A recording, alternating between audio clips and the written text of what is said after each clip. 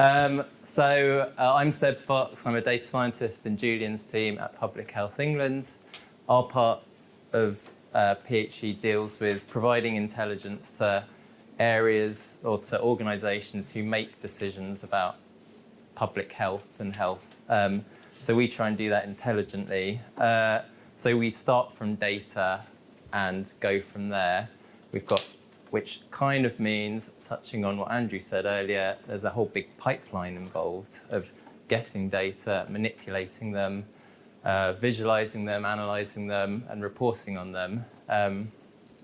So some of the challenges that we have at PHE, or especially in our part of PHE, is that there are about 40 or 50 analysts involved somewhere along this route, and we're also spread all over the country. So we don't sit in an office together without internet or whatever, and we can't just help each other like very easily.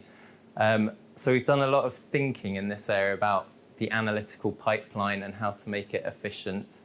As a result of these challenges, there's things like about methodologies, keeping them standardized. There's things about reproducibility. When someone in Durham is doing something but someone in Bristol wants to do the same thing, how do we make sure everything works as easily as that? And so what we've essentially come to, and I think which is the solution that Andrew's talked about, and also a little bit about what Matt's talked about, as a bit of a culture change and splitting up the process into kind of a few stages and creating packages for each stage to just make that process more efficient. So I'm just going to run this bit of our code, which uses 4 or 5 of our internal packages that we've developed. And hopefully it'll start showing you. So this is using a package called slide packs that we've made to help build sort of PowerPoint presentations using whatever data you've got. And so that's kind of the end of the analytical pipeline. And it finishes with branding it in PHE style, which is discoloured. And hopefully I will work through there. So we've learned a lot about building our packages, but we do think, and people are getting quite excited about it in PHE. So partly there's this whole skills thing. We've got lots of analysts who've got 10 years experience in Excel, and we're saying, oh, we should all be using R now. But that's a massive hurt. I've been using R 3 years now, and I still feel like I haven't touched the surface. So sort of getting people up to these standards where we're doing sophisticated stuff is a big challenge. So packages helps improve coding skills, and it helps you to think about others when you're coding as well. Creates efficiencies, it standardizes processes and outputs. We can all brand our PowerPoint slides now the same way and our outputs. Encourages reproducibility. You can do it collaboratively, which we're not doing as much yet as we'd like to, but hopefully in the next few years we will be. And it reduces the steep learning curve as well. So you don't have to spend sort of half a day trying to work out how to theme your ggplot graph, whereas you can just call your function that does it. And so it's hopefully getting people up to speed a lot quicker.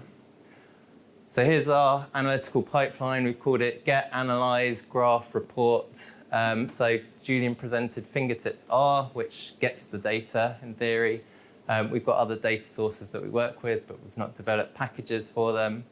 Then analyze data. So there's a package called PHEIndicatormethods, which are our kind of recommended sort of methodological tools that we suggest local authorities use to calculate confidence intervals and things like this. So that's on CRAN.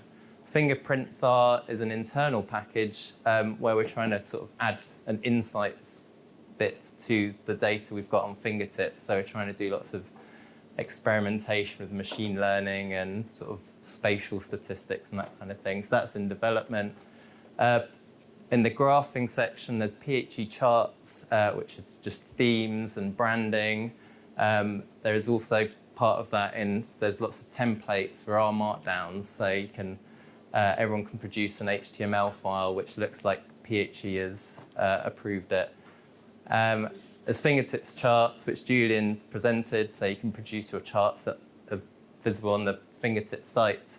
And then reporting, so there's slide packs, which is what I use to produce these slides.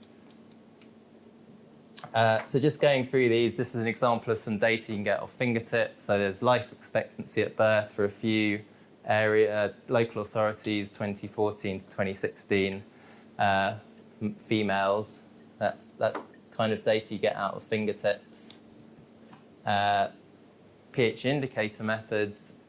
So that's on the left there. You've got sort of number of observations per age band, up to 90 plus year olds, and then you can just apply a function we created to calculate directly standardized rates.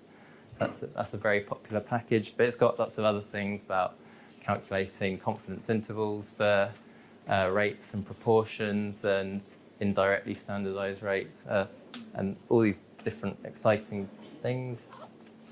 Fingertips charts is something that Julian showed, but this is one of the compare area outputs from the fingertips website. So this is the life expectancy at birth data again. So for females, so you've got your local authorities down the side, the England value at the top, and it's showing that there's a lot of areas that are performing significantly worse than England at the moment. PHEcharts is the next one. So that's just made up data with normal R colors, which doesn't really come across here, but you can add a couple of lines of code and it turns it into a PHE colored chart, which is proving very useful. And finally, reporting. So you can't quite see there, but in the PHEcharts, I mentioned the templates that we've provided analysts to. So if anyone's familiar with R, you start a new R Markdown file. There's a From Templates option, and so we've got sort of 5 or 6 templates there that we'll load up for you. And then slide packs, which is this package. So that's all I really wanted to present. It's taken maybe about 2 years to get to this point, and 2 or 3 analysts working fairly hard supporting these, amongst other things that they do. But as more people are picking up R and learning how to use tools like Git to collaborate, we're hoping over the next year or so that it'll be a bit of a snowball effect and people will contribute new functions and it will sort of have an exponential improvement. Thank you.